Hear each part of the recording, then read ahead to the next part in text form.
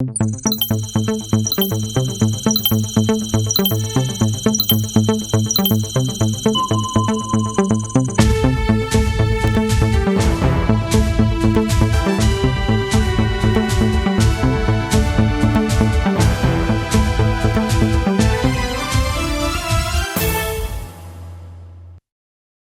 message qui est renvoyé avec une intention beaucoup plus forte, celle de venir en aide aux personnes souffrant d'insuffisance rénale et celles qui subissent une dialyse dans plusieurs villes, dont Ouagadougou. Des bénévoles ont marché pour interpeller le gouvernement. Le syndicat national des secrétaires du Burkina, SINASEB, dénonce les réformes engagées dernièrement par le gouvernement à travers le ministère en charge de la fonction publique, estimant qu'il s'agit de décisions unilatérales avec des conséquences de confusion sur la carrière des agents, surtout sur celle donc des secrétaires. Et puis, cette triste nouvelle, depuis ce matin, le président tchadien Idriss Déby Itno a perdu la vie suite à des blessures par balle. Il a été touché lors d'une opération au front, une perte énorme pour le G5 Sahel, le Mali précisément, où le défunt président avait permis le déploiement de soldats dans le cadre donc de la lutte contre le terrorisme. Vous entendrez des citoyens maliens en fin d'édition. Bonsoir à tous, je suis ravie de vous retrouver dans ce 20h. Tout d'abord, sachez que l'Ordre national des pharmaciens du Burkina compte tenir son 8e congrès du 18 au 20 novembre prochain à Ouagadougou. C'est dans ce cadre qu'une délégation a été reçue ce 19 avril à Kosiam. Hier lundi donc, les pharmaciens ont sollicité le soutien du chef de l'État en tant que patron du congrès, compte rendu de l'audience dans cet élément signé Fatima Tanikima. L'organisation du 20e anniversaire et du 8e congrès de l'Ordre national des pharmaciens sont entre autres les sujets qui ont meublé les échanges entre le président du Faso et ses hôtes ce 19 avril. Une opportunité pour les membres de cette délégation de solliciter le patronage du chef de l'État dans le cadre de la tenue du 8e congrès de l'Ordre des pharmaciens du 18 au 20 novembre 2021. Il s'agira pour la profession de faire une introspection, voir en 20 ans qu'est-ce que nous avons fait, qu'est-ce qui a marché, faire une véritable analyse critique de nos pratiques professionnelles et bien entendu pouvoir dégager des perspectives de développement du secteur pharmaceutique burkinabé. Cette audience avec le président du Faso a permis aussi d'échanger autour d'autres préoccupations de l'heure en lien avec la disponibilité des médicaments. Il s'agit surtout de l'accès des populations aux produits pharmaceutiques génériques de qualité. Nous avons partagé sa vision qui est que le Burkina, au regard du contexte Covid, doit prendre les dispositions utiles pour pouvoir déjà produire les médicaments de qualité dans notre pays et faciliter également, s'il faut importer, donner tout le cadre réglementaire pour faciliter les importations. L'employabilité des étudiants en pharmacie était également à l'ordre du jour. Selon le président de l'Ordre des pharmaciens, ils sont plus de 1500 étudiants en formation. Toujours selon lui, il faut songer à un mécanisme d'employabilité de ces derniers, car le boom pharmaceutique et le faible taux de recrutement de l'État risquent de faire de ces jeunes qui ont fait le choix de cette filière des chômeurs. Le saviez-vous, une séance de dialyse dans une clinique coûte en moyenne 90 000 francs CFA et pour atteindre l'épuration des maux, les patients doivent souvent répéter donc les séances. Certains vont devoir y débourser plus d'1 million de francs CFA. À l'aide, au secours, c'est le cri de cœur que lance Constant Bazier et ses bénévoles. Ils ont marché pour que les autorités viennent en aide aux personnes dialysées et celles souffrant d'insuffisance rénale dans plusieurs villes au Burkina et même aux États-Unis. Le mouvement était coordonné aujourd'hui. Les images à Ouagadougou, cet élément. En cette matinée du 20 avril, ces hommes et femmes bénévoles sont déterminés à soutenir les personnes souffrant d'insuffisance rénale et les dialysés du Burkina. Et c'est par une marche de relais qu'ils ont pris d'assaut la capitale, précisément la place des cinéastes, jusqu'à Ouaga 2000. Nous avons fait une marche de relais, nous l'avons voulu effectivement symbolique, parce que pratiquement sur chaque tronçon, nous avons responsabilisé juste une personne. Voilà, il y a aussi des gens qui sont en train de marcher à Pau, à Nouna, à Bobo du Lasso et voilà, à Manhattan aux États-Unis. Voilà, nous avons reçu d'autres personnes aussi qui disent qu'ils vont marcher, nous envoyer les images. Voilà, de façon solitaire. Voilà, les victimes d'insuffisance rénale et surtout ceux qui sont en passe de dialyse le vivent pratiquement seuls avec leur famille. Voilà, on ne fait que répéter. La dialyse au Burkina Faso dans le privé, c'est environ 90 000 par séance. Il en faut 3 par semaine. Voilà, ce qui ramène rapidement autour de 1 800 000 par patient, voilà, dialysé. Constant Bazier dit par cette action solliciter plus de regard des autorités envers ces personnes malades dans leur prise en charge. Donc nous plaidons auprès des autorités pour qu'ils trouvent en tout cas la ressource, ils mettent plus de ressources, plus de moyens, qu'ils trouvent en tout cas comment faire, même si c'est en termes de subvention. Il nous appartient effectivement de trouver des initiatives pour venir en aide à ces gens, d'autant plus que personne ne souhaite en tout cas souffrir d'insuffisance rénale. Pour Béatrice Soubega, une participante, c'est une bonne initiative, raison pour laquelle elle a voulu participer.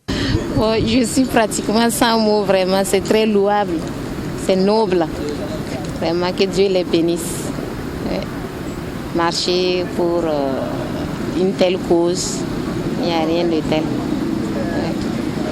Déjà, c'est une maladie très coûteuse. Voilà, pour commencer la dialyse, il faut déjà déposer 500 000, sans compter les médicaments que tu dois acheter quand ça ne va pas par-ci, par-là. Et à chaque fois, ça ne va pas d'ailleurs, ça ne va pas.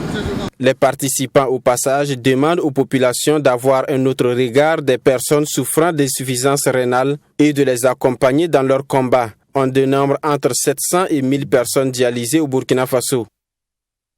La 22e journée nationale du paysan va débuter vendredi prochain à Manga dans le centre-sud. Les ministres impliqués étaient face à la presse ce 19 avril. Ceux de l'agriculture, des ressources animales notamment, précisent que les préparatifs vont bon train, mais poursuivent en expliquant que la présente édition va se tenir avec de grandes restrictions sur plusieurs plans en raison de la pandémie du Covid-19. Abdourahmane Nienye.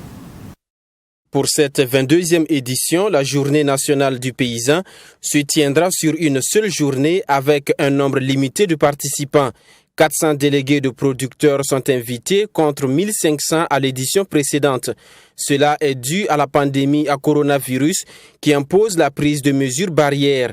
Une situation sanitaire qui sera d'ailleurs au cœur des échanges à travers le thème qui est « Impact socio-économique des crises sécuritaires et sanitaires sur les secteurs productifs du monde rural. Quelle stratégie de résilience ?» Au menu des décorations d'acteurs du monde agricole et des échanges entre les paysans et le président du Faso. Le président du Faso aura un entretien direct avec les délégués des producteurs venus de toutes les provinces du pays.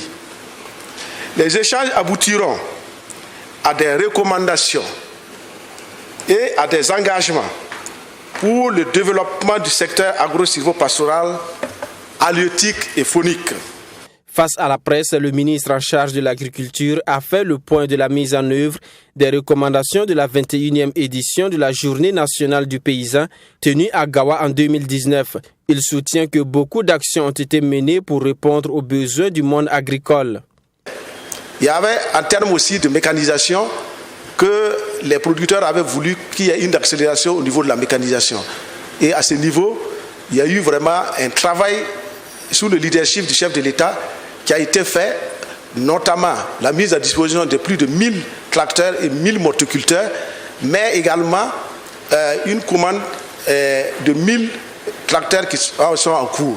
Donc c'est pour vous dire que, afin vraiment d'aider la mécanisation au niveau du pays et permettre que les producteurs puissent avoir des services de labour, il y a eu les CUMA qui ont été mis en place, les coopératives d'utilisation de matériel agricole.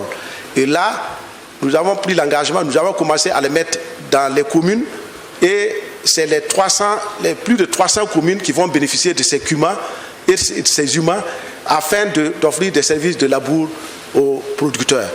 Quant à l'organisation de cette édition à Manga, les ministres ont affirmé que les préparatifs sont très avancés et des innovations ont été faites pour cette édition.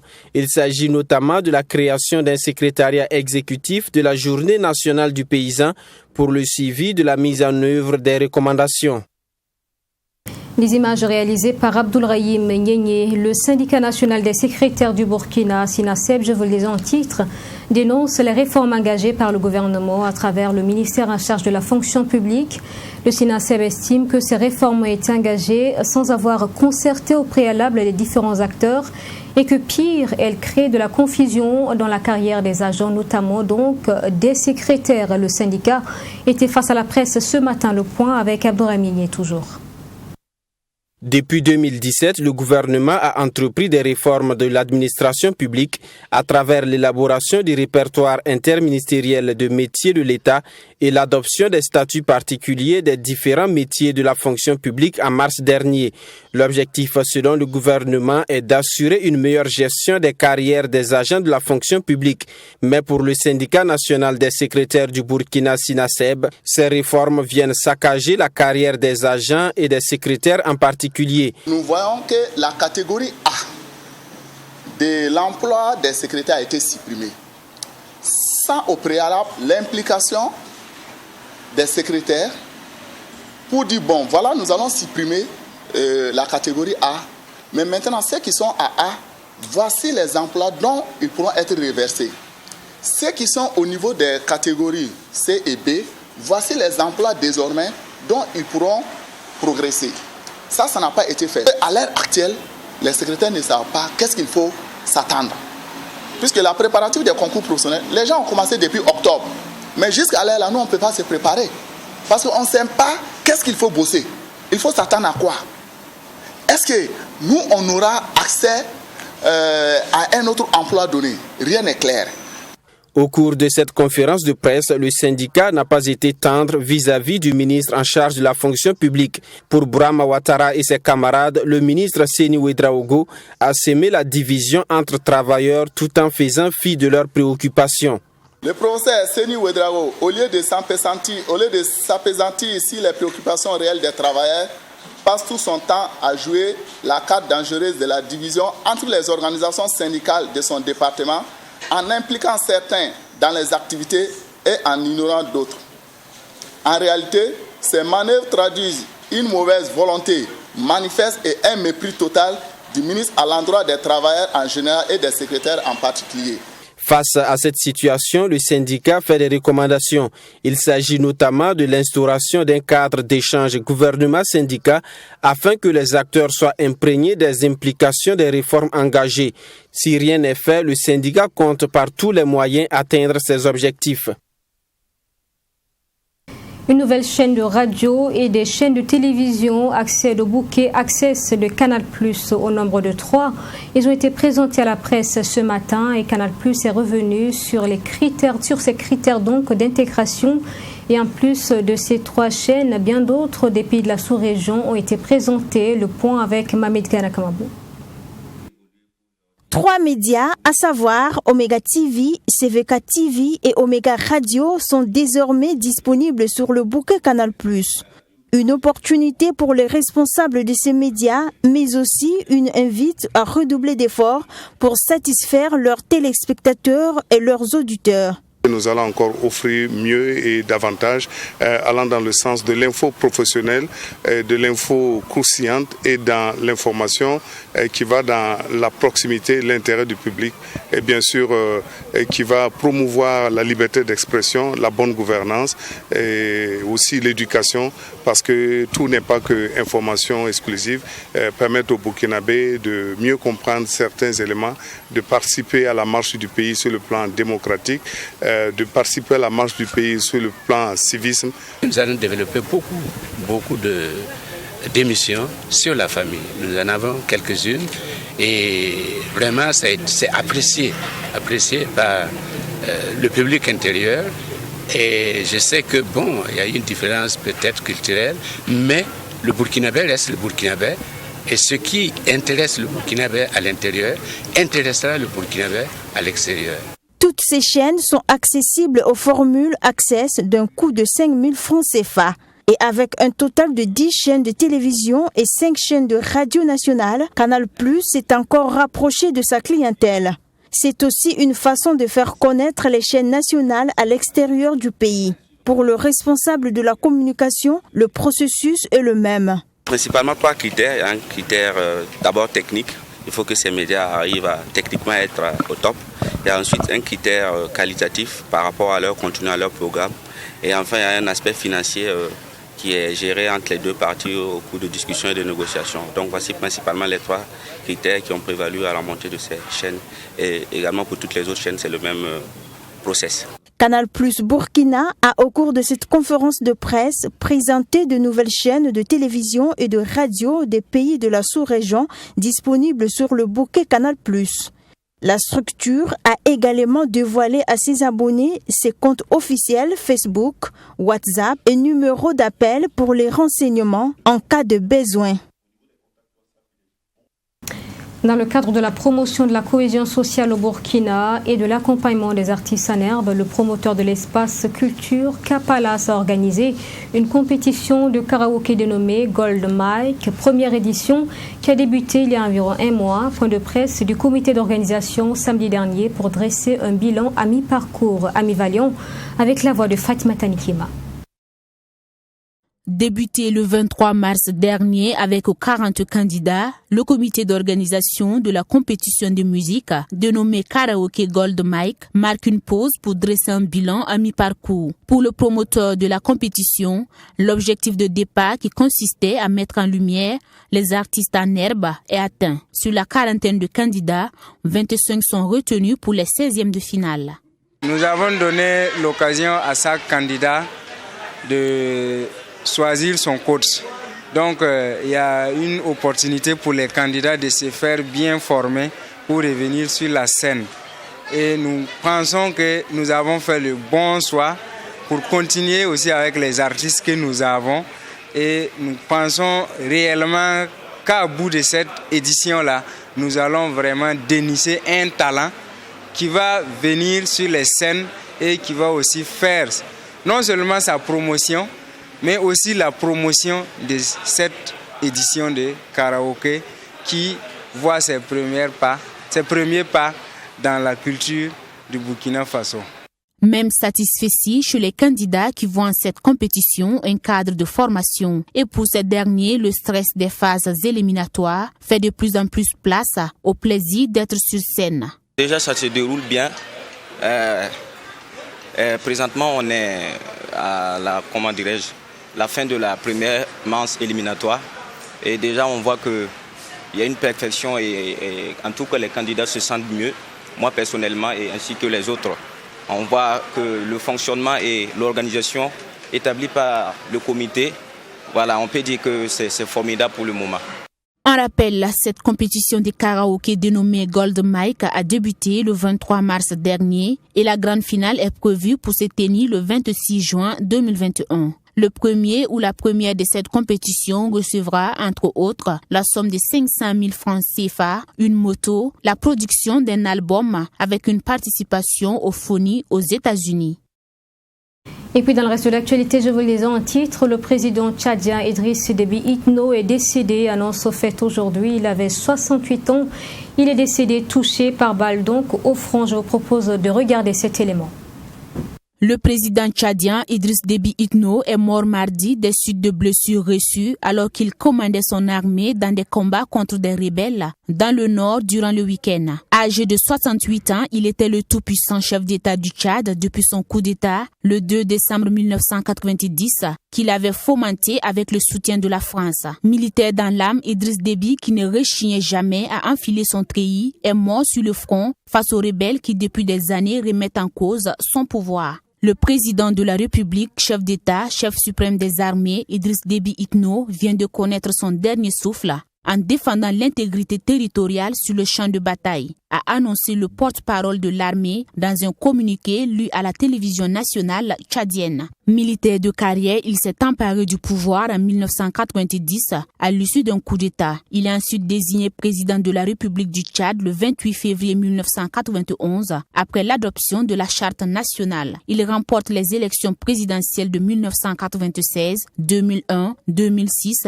2011 et 2016. Le 30 janvier 2016, il est élu président de l'Union africaine pour un mandat d'1 an. Promu au rang de maréchal en août dernier, il venait d'être réélu pour un mandat de 6 ans avec 79,32% des suffrages exprimés selon des résultats provisoires annoncés lundi 19 dans la soirée par l'instance électorale nationale. L'ancien maréchal président était l'un des principaux soutiens de la France au Sahel et au sein de l'opération Barkhane, grâce à son armée considérée comme l'une des meilleures du continent. Un élément qui porte la voix de Fatima Tani Kiema. Je vous invite à présent à écouter les réactions de citoyens maliens suite donc au décès du président tchadien. Le défunt président, donc, un exercice du G5 Sahel, avait en effet permis le déploiement de plusieurs soldats au Mali dans le Sahel dans le cadre de la lutte contre le terrorisme. Pour ces raisons, pour ces Maliens donc rencontrés dans les rues de Bamako, la mort d'Idriss Déby Itno est une perte énorme pour le Mali et le Sahel également. Réaction recueillie par notre correspondant Bourema Soulo. Une grosse conséquence quand on sait qu'il y a moins de 2 mois, il a déployé ses armées ici, 1200 personnes dans le cadre de la lutte contre le terrorisme. Et une grosse perte pour le Mali quand on sait qu'il y a moins d'1 mois, la riposte de ces hommes basés à Hegelhoek a fait une quarantaine de morts, dont le bras droit d'un certain Iyad Arali. C'est dire combien, n'est-ce pas, l'apport des hommes d'Idriss Déby était utile dans la lutte contre le terrorisme. Et aujourd'hui, avec sa mort, il va sans dire qu'on va revoir les plans.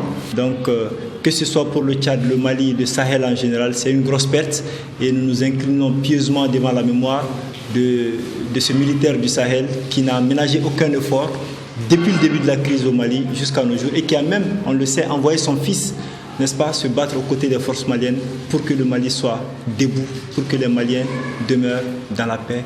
Et donc nos condoléances les plus sincères au peuple frère du Tchad, aux Tchadiens et aux Tchadiennes, et on leur dit paix à l'âme d'Idriss Déby Itno.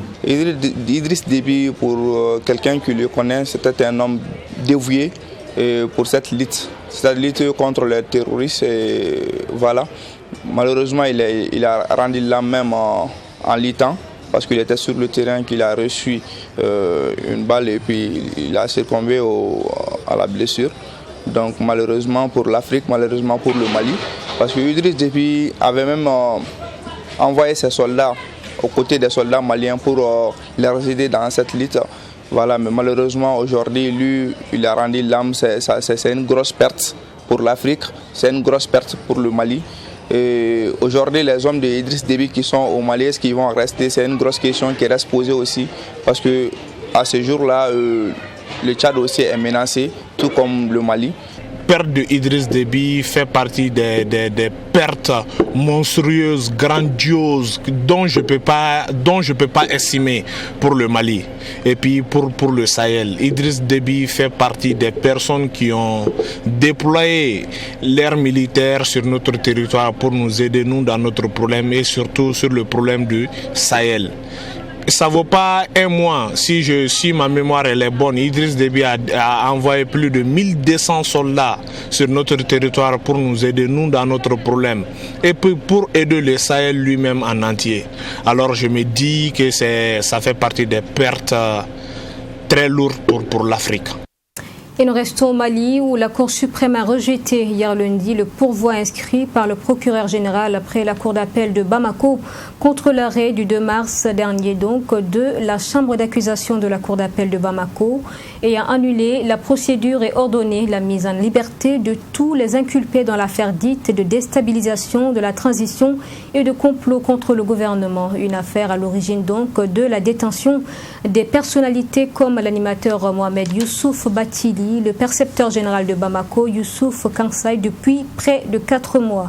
Des réactions donc des avocats et de partisans des personnalités libérées.